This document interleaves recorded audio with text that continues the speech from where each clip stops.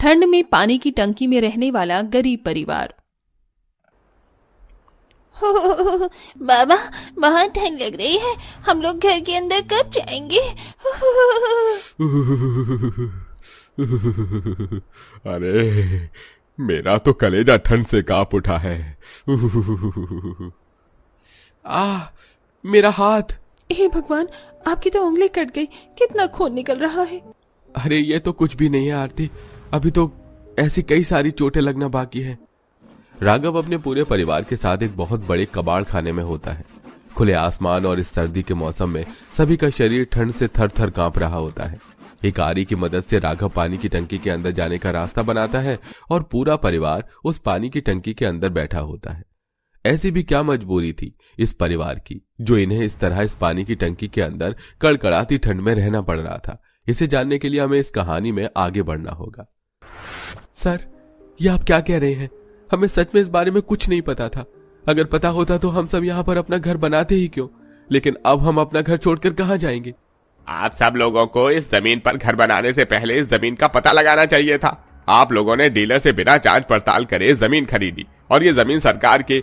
अब आप लोग हमारी बेइज्जती हुई थी। लेकिन साहब, हम लोग जाएंगे कहाँ? भूखे पेट रह रहकर एक एक ईंट जोड़कर हमने अपना ये एक कमरे का छोटा सा घर बनाया था। ऐसा न करिए एक गरीब परिवार पर। हमें भी आप लोगों के साथ ये सब करते हुए अच्छा नहीं लग रहा है, लेकिन सरकार के ऑर्डर्स के सामने हम भी मजबूर हैं। जिस जमीन पर राघव अपने परिवार के साथ एक छोटे से कमरे वाले घर में रहता था, दरअसल वो सारी जमीन सरकार के हिस्से में थी, जिसके चलते राघव के परिवार के साथ साथ और भी कई सारे परिवारों को अपना घर छोड़कर वहां से जाना पड़ता है। और अब राघव इस कड़कड़ाती ठंड में अपने पूरे परिवार के साथ सड़क पर इधर से उधर भटक रहा होता है। बेटा, बहुत ठंड है यहाँ तो। ठंड में हम लोग कहाँ भटकेंगे? अच्छा, अच्छा, माँ बहुत ठंड लग रही है। आपके पास कुछ पैसे हैं तो हम एक किराए का घर ले लेते हैं, कम से कम इस ठंड से तो बचेंगे। अगर मेरी जेब में इतने पैसे होते तो मैं तुम सबको यूं सड़क पर लेकर क्यों भटकता? मेरी जेब में बस एक फटा हुआ 10 रुपए का नोट है, इसके अलावा मेरे पास कुछ भी नहीं है। क्या करूं, कहां लेकर जाऊं? तुम सबको कहां लेकर जाऊं, कुछ समझ नहीं आ रहा।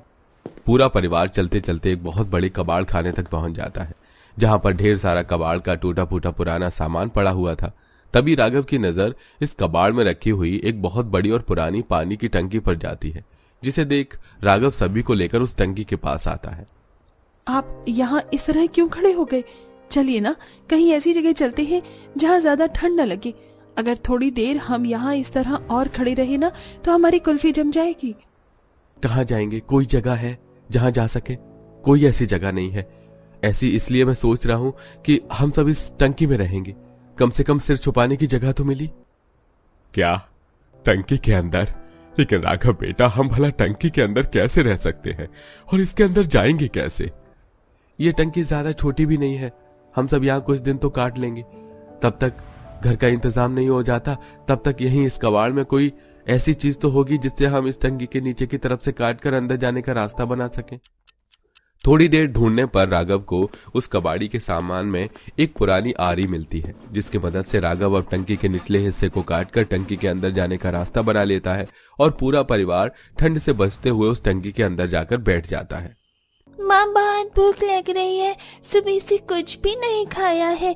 पैदल चलते चलते मेरी भूख और बढ़ गई। हाँ माँ, कुछ बना दो ना, बहुत भूख लग रही है। हमारे पास तो खाने पीने का भी सामान नहीं है और ना ही पैसे हैं। आरती, तुम सबका ध्यान रखना, मैं बाहर से कुछ इंतजाम करके आता हूँ।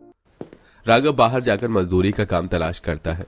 थोड़ी देर बाद राघव को कुछ बोरे ढोने का काम मिलता है, जिससे उसे 200 रुपए मिलते हैं और उन पैसों से राघव एक ढाबे से सबके लिए रोटी सब्जी और बाकी बचे पैसों से थोड़ा बहुत राशन ले आता है।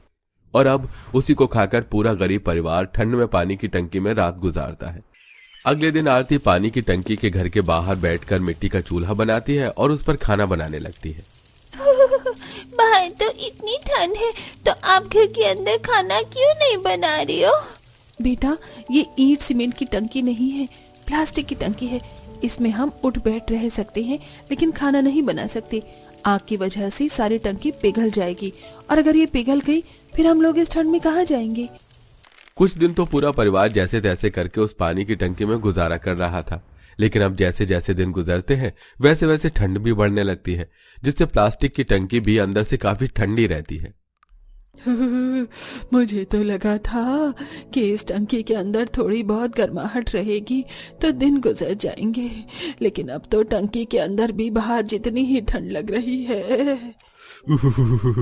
अरे लगता है बहू कुछ दिनों के ही हम मेहमान रह गए हैं। अपने पूरे परिवार को ठंड से ठिठुरता देख राघव परेशान होकर अपनी पानी की टैंक के घर से बाहर निकलता है। कबाड़ खाने में राघव को कुछ बड़ी बड़ी पन्नी दिखती हैं, जिन्हें वो लेकर अपने पानी की टंकी के घर के अंदर लाता है और पूरा परिवार रोज रात में उन पन्नियों को ओढ़कर अपना गुजारा चलाता है। टंकी में रहने की वजह से सभी लोगों को उठने बैठने और सोने में भी दिक्कत आ रही थी। पुनीत, अपने पैर उधर करना, मुझे पैर फैलाने की भी जगह नहीं मिल रही है, पैर मुड़े मुड़े दुखने लग गए हैं। तो मैं यहाँ कौन सा क्रिकेट खेल रहा हूँ, मैं भी तो सुकुड़ कर बैठा हूँ। बच्चों बस भी करो, देख रहे हो ना हम किस हालत में रह रहे हैं, लेकिन फिर भी तुम लोगों का लड़ना बंद नहीं हो रहा। चुप करके बैठ जाओ। बच्चों पर क्यों भड़क रही हो? गलती तो हमारी किस्मत की है, जो इतनी हमने खराब किस्मत पाई है। कितने दिनों से कोशिश कर रहा हूं कि कहीं आसपास अच्छी नौकरी मिल जाए तो जल्द से जल्द तुम सभी को एक किराए के घर में ले चलूं, लेकिन किस्मत इतनी खराब है कि कुछ भी नहीं हो पा रहा।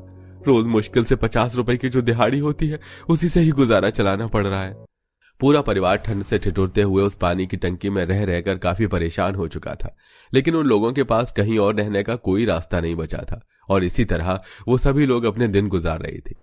राघव हर रोज की तरह अलग अलग जगह पर काम की तलाश में जाता है, लेकिन कहीं भी उसे काम नहीं मिलता और उदास होकर राघव घर लौट रहा होता है कि तभी राघव रास्ते में देखता है। अरे हाँ शर्मा जी, आपका काम समय से हो जाएगा, आप चिंता मत करिए। चलिए अब मैं कॉल रखता हूँ। वरुण हाथों में एक बड़ा सा बैग लिए कॉल पर बात करता हुआ गाड़ी से उतरता है कि तभी एक चोर वरुण के पास आता है और उसका बैग लेकर वहां से भागने लगता है। अरे कोई पकड़ो, चोर चोर चोर चोर चोर को पकड़ो, मेरा बैग लेकर भाग रहा है चोर। राघव उस चोर का पीछा करता है और उससे बैग छीन लेता है, जिसे देख वो चोर राघव को धक्का देकर वहां से भाग जाता है और अब राघव वरुण को उसका बैग देता है। ये लीजिए आपका बैग। आपका बहुत बहुत शुक्रिया। पता है इस बैग में मेरे इतने इंपॉर्टेंट पेपर्स थे, अगर वो चोर ये बैग लेकर चला जाता तो मेरा लाखों करोड़ों का नुकसान हो जाता। लेकिन अब आपका बिल्कुल भी नुकसान नहीं होगा। हाँ, आप सच में बहुत अच्छे इंसान हैं। आपने मेरी मदद की, इसके बदले मैं आपको इस कड़कड़ाती ठंड में कॉफी पिलाना चाहता हूँ। यहीं पास में एक रेस्टोरेंट है, हम चलकर वहां कॉफी पीते हैं। साहब मैं गरीब हूँ, मेरी इतनी हैसियत नहीं कि मैं आप जैसे बड़े आदमी के साथ बैठकर कॉफी पी सकूं। मेरा परिवार उस टंकी के घर में मेरा इंतजार कर रहा है, मुझे जाना होगा। क्या टंकी का घर? मैं कुछ समझा नहीं। वरुण के सवाल करने पर राघव उसे अपनी सारी कहानी बताता है, जिसे सुन वरुण को भी राघव के लिए काफी बुरा लगता है। देखिए, आपके साथ जो कुछ भी हुआ वो बहुत बुरा हुआ। अब मैं उसे बदल तो नहीं सकता हूँ और ना ही हम उसमें कुछ कर सकते हैं, पर मैं आपकी एक मदद जरूर कर सकता हूँ। मैं डीलर हूँ, मेरे अपने भी कई सारे फ्लैट्स और घर हैं। अगर आप चाहें तो मैं आपको रहने के लिए अपना फ्लैट दे सकता हूँ और धीरे धीरे आप इंस्टॉलमेंट में उसके सारे पैसे भर दीजिएगा। और अगर आप चाहें तो मेरे साथ मेरे इस काम में मदद भी कर सकते हैं, इससे आप अपने परिवार का गुजारा भी चला लेंगे। सही कहा है किसी ने, भगवान के घर देर है अंधेर नहीं। क्या सोच कर निकला था और क्या हो गया। आपका बहुत बहुत शुक्रिया साहब, मैं आपका एहसान को कभी नहीं भूलूंगा। अरे इसमें एहसान की क्या बात है, जिस तरह आपने मेरी मदद की ठीक उसी तरह मैं भी आपकी मदद करना चाहता हूँ। वरुण राघव को अपनी गाड़ी में बिठाता है और अब वो पानी की टंकी के घर के पास जाते हैं। राघव अपने पूरे परिवार के साथ वरुण के फ्लैट पर जाता है और अब इस कड़कड़ाती ठंड में उस फ्लैट में आराम से रहते हैं। वहीं राघव वरुण के साथ काम भी करता है, तो अब धीरे धीरे उनके घर के हालात भी ठीक होने लगते हैं और जल्द ही वरुण राघव के घर पे पैसे भी चुका देता है।